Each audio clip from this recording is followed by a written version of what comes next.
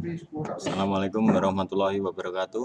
Perkenalkan, nama saya Mulyono. Saya dari kelas 2C Karyawan akan mempresentasikan tentang proses eksperimental 304L dan evolusi siklus dan lereng discharge 304L.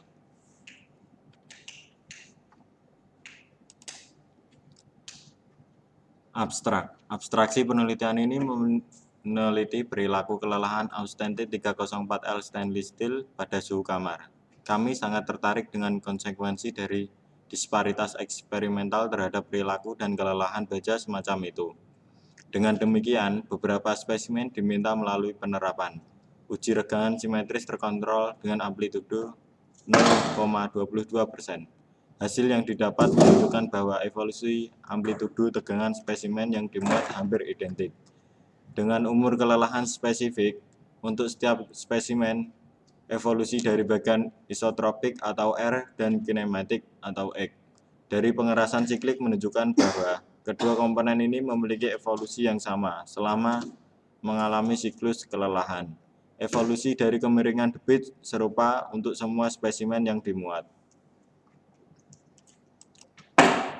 Karena kualitas ketahanan korosi, keuletan, dan keelastisitasan yang superior, 304 baja tahan karat austenitik ini digunakan di banyak sektor industri.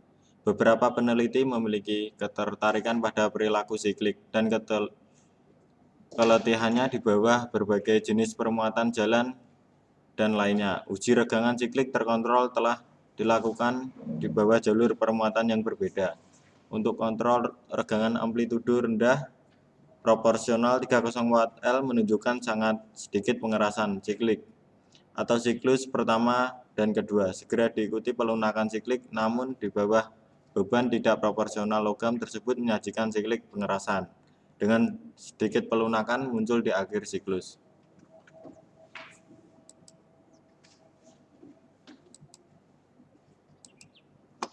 Oleh karena itu, pengerasan siklik yang paling kuat dapat diperoleh secara tidak proporsional jalur muat, karena secara signifikan meningkatkan periode pengerasan jumlah siklus, yang sangat pendek dibandingkan dengan jalur permuatan proporsional. Selain itu, fenomena yang disebut efek pengerasan silang telah diamati.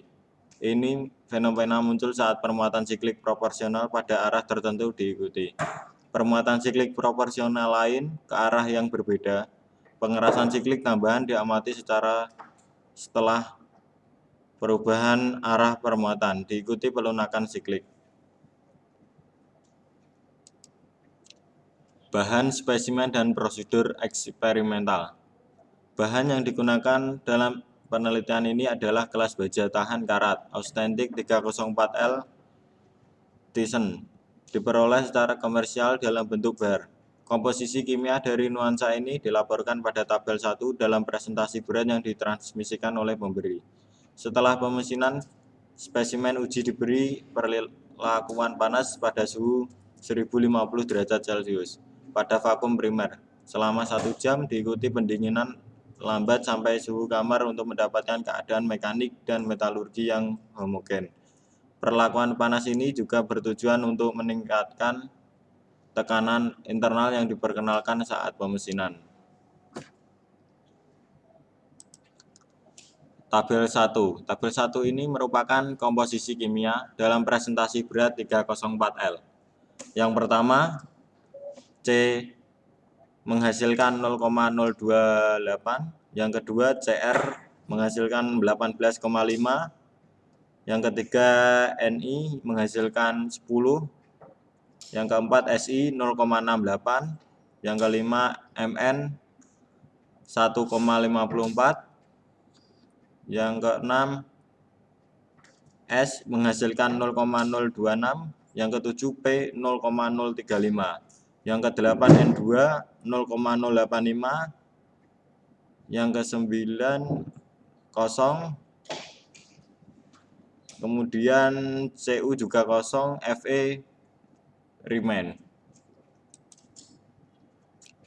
Ini merupakan tabel deskripsi berbagai tes yang dilakukan bagian dari penelitian ini. Baja 304 Tyson. Spesifikasinya sesuai yang ada di tabel ini. Kemudian dan ini merupakan gambar parameter utama dihitung pada loop histeresis. Evolusi siklus lereng discharge. Evolusi modulus elastis atau modulus Young selama tes kelelahan mungkin terjadi sebuah indikator kerusakan material.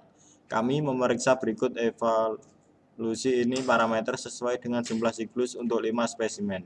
Perkiraan adalah dilakukan selama debit pada setiap loop histeresis. Modulus elastis pseudo itu ditentukan oleh kemiringan garis lurus regresi dalam kisaran 40% dari maksimum menekankan.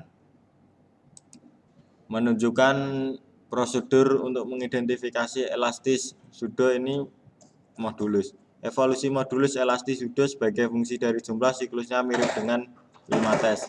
Hal itu bisa terurai dalam 3 fase peseluruhan cepat. Dan ini merupakan gambar evolusi modulus elastis pseudo selama siklus kelelahan untuk 5 spesimen. Dari percobaan 1, 2, 3, 4, dan 5. Dan menghasilkan yang terdapat pada gambar ini. Modulus elastis pseudo diamati pada siklus pertama, diikuti oleh kejenuhan, fase, dan akhirnya fase penurunan baru. Selama fase jenuh, dihitung modulus elastis pseudo memiliki celah antara mereka dengan orde 2-3% yang lebih rendah. Sekian presentasi dari saya. Apabila ada kekurangan, saya mohon maaf yang sebesar-besarnya. Wassalamualaikum warahmatullahi wabarakatuh.